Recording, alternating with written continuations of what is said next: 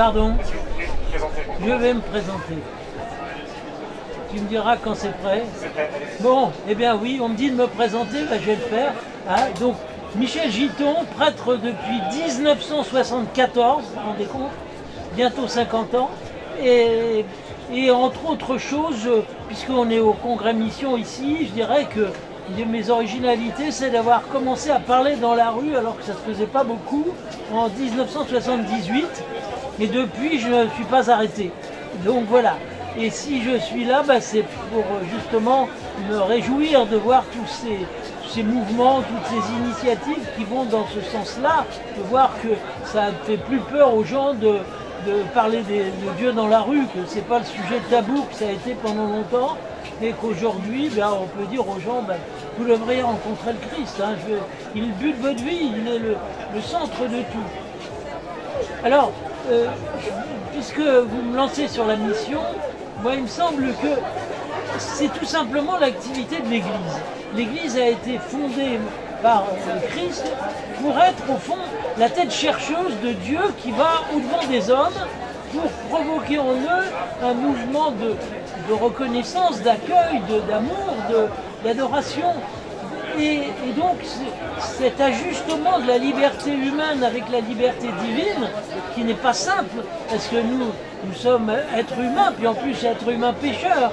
Donc cet ajustement n'est pas facile et spontané, il demande tout un travail. Et bien l'Église, c'est exactement l'espace où se produit ce travail, entre la liberté divine qui cherche l'homme et la liberté humaine qui en principe cherche Dieu, enfin, qui par le plus profond d'elle-même, elle cherche Dieu, mais parfois elle ne le sait même plus, tellement elle s'est habituée à boire à des eaux frelatées. Eh bien, le résultat, c'est que ce travail va demander du temps, va demander du travail, va demander des paroles, va demander que des hommes et des femmes se mettent en route, qu'on trouve une manière d'apprendre les langues des gens qui parlent devant nous pour pouvoir leur annoncer la bonne nouvelle. Donc, en fait, le rôle de l'Église, c'est exactement ça.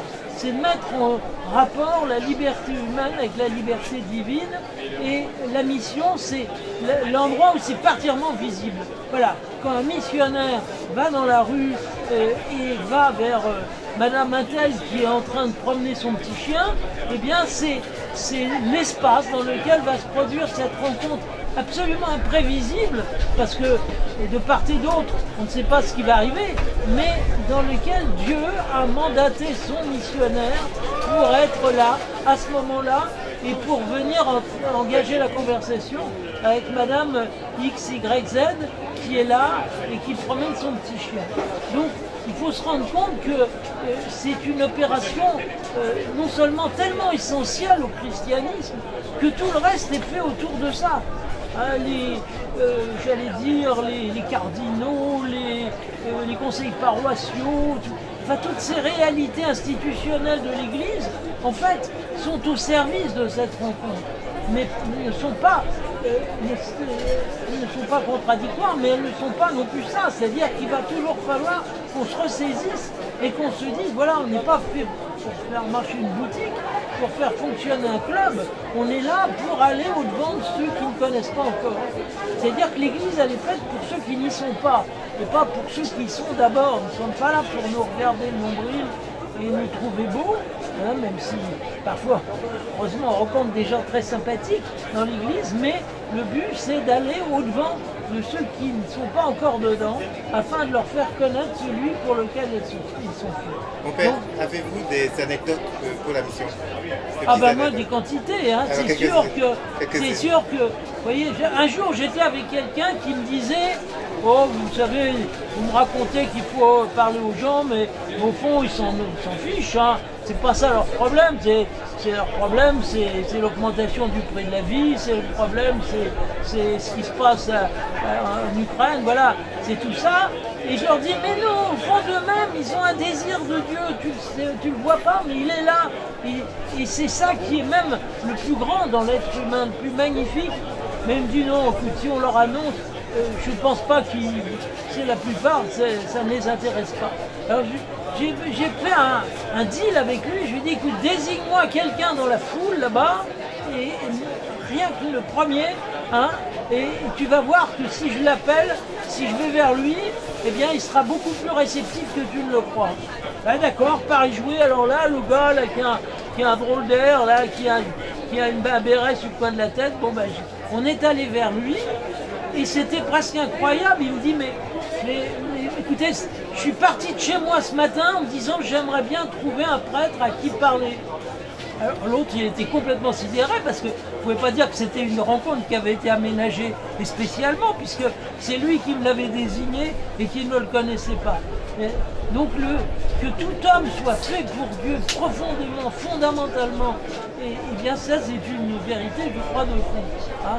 Et des anecdotes comme ça, alors je ne vais pas dire que je n'ai pas rencontré, comme tout le monde, des quantités de gens qui m'envoyaient promener ou qui me disaient votre message ne m'intéresse pas, j'ai autre chose à faire, c'est pas du tout mes opinions, passez une autre fois. Enfin, bien sûr, j'ai connu ça comme tout le monde, mais j'ai vu aussi que cette attitude n'était pas d'abord invincible, que si on prenait le temps souvent de prolonger la rencontre un tout petit peu plus longtemps, les positions bougeaient et qu'à la fin, ils finissaient par dire autre chose.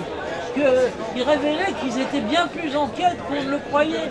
Un jour comme ça, j'étais au Sacré-Cœur de Montmartre et je vois rentrer, je faisais de l'accueil dans le fond de la basilique, j'étais chapelain là-haut à l'époque, et je vois rentrer deux gars qui avaient l'air de rigoler tout ce qu'ils savaient. Ah, t'as vu là-bas tous ces gens qui sont comme ça. Alors je me suis dit, ça c'est, je vais essayer de les aborder. Alors je les aborde, alors ils me regardent avec un regard ironique en me laissant parler, et puis,